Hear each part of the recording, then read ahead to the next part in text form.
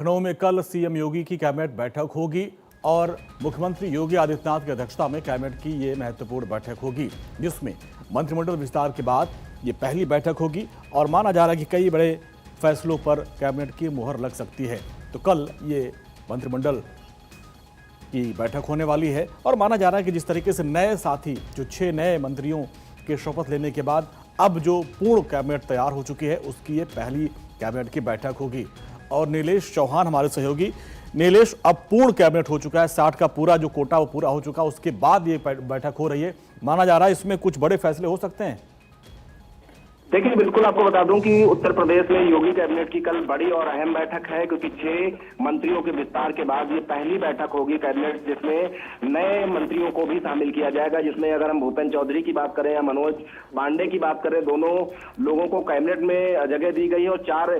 और मंत्री बनाए गए, जिसमें 2 राज्य हैं, 2 स्वतंत्र प्रभार मंत्री हैं। तो ऐसे में ये पूर्ण कैबिनेट की बैठक होगी जिसमें उत्तर प्रदेश में सरकार की योजनाओं को लेकर कई महत्वपूर्ण फैसले लिए जा सकते हैं, क्योंकि जिस तरीके से प्रधानमंत्री ने अपील की है उसके बाद से कल कैबिनेट बैठक में प्रधानमंत्री की अपील को लेकर भी चर्चा हो सकती है कि किस तरीके से हम उत्तर प्रदेश में पेट्रोल, डीजल, गैस और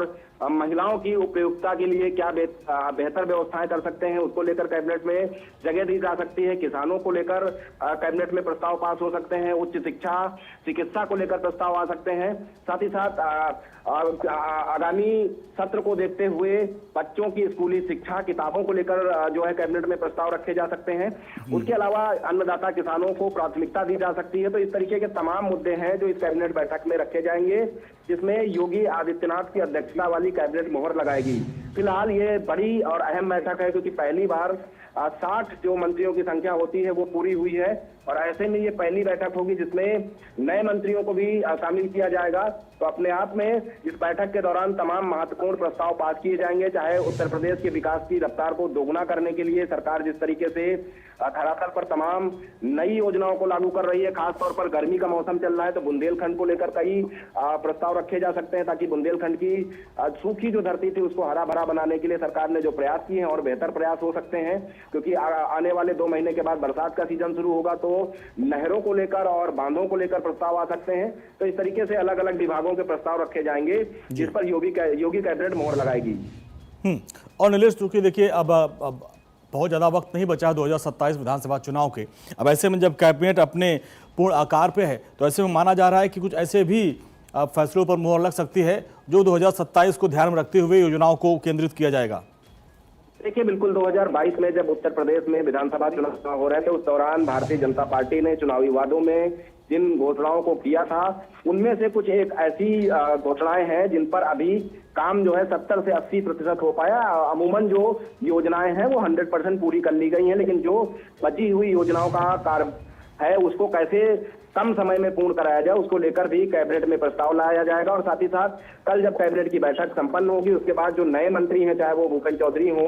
मनोज पांडे हो या फिर हंसराज विश्वकर्मा हो, राजपूत हो, तो इस तरीके से अलग अलग मंत्रियों के विभागों की भूमिका भी तय की जाएगी कि किस विभाग को कौन सा मंत्री बेहतर तरीके से देख सकता है और किस तरीके से सरकार की जो घोषणाएं थी जनता के लिए उनको समयबद्ध तरीके से जनता तक पहुंचाया जाए। तो उन तमाम चीजों को लेकर भी कैबिनेट में फैसले लिए जा सकते हैं। वर्तमान समय की अगर हम बात करें तो जिस तरीके से बिजली की लगातार डिमांड बढ़ रही है तो बिजली विभाग से जुड़े हुए कुछ अहम फैसले लिए जा सकते हैं, क्योंकि इससे पहले सरकार के निर्देश के बाद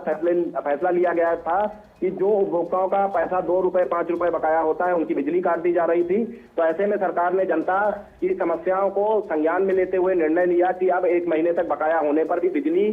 नहीं काटी जाएगी। तो बिजली से संबंधित भी इस कैबिनेट बैठक में अहम फैसला लिया जा सकता है और साथ ही साथ नगर विकास और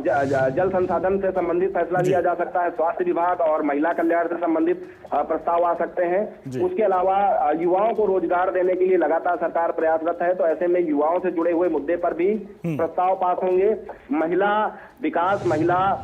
संरक्षण, महिला सुरक्षा को लेकर भी इस कैबिनेट में फैसले लिए जा सकते हैं, क्योंकि समय समय पर महिलाओं को आगे बढ़ाने के लिए सरकार ने जिस तरीके से योजनाओं में स्थान दिया और योजनाओं में स्थान देने के साथ साथ धरातल पर उसको लागू भी कराया। तो ऐसे में किसानों को लेकर भी जो है प्रस्ताव पास किए जा सकते हैं, क्योंकि गर्मी का मौसम है और ऐसे में किसानों की फसलों को पानी समय पर सुचारू रूप से नहरों से मिल सके, तो नहरों से जुड़े हुए, सिंचाई विभाग से जुड़े हुए प्रस्तावों को भी महत्वपूर्ण तरीके से कैबिनेट में रखा जाएगा, जिसमें योगी कैबिनेट मोहर लगाएगी। ठीक है नीलेश, बहुत बहुत शुक्रिया इस पूरी बातचीत के लिए आपका।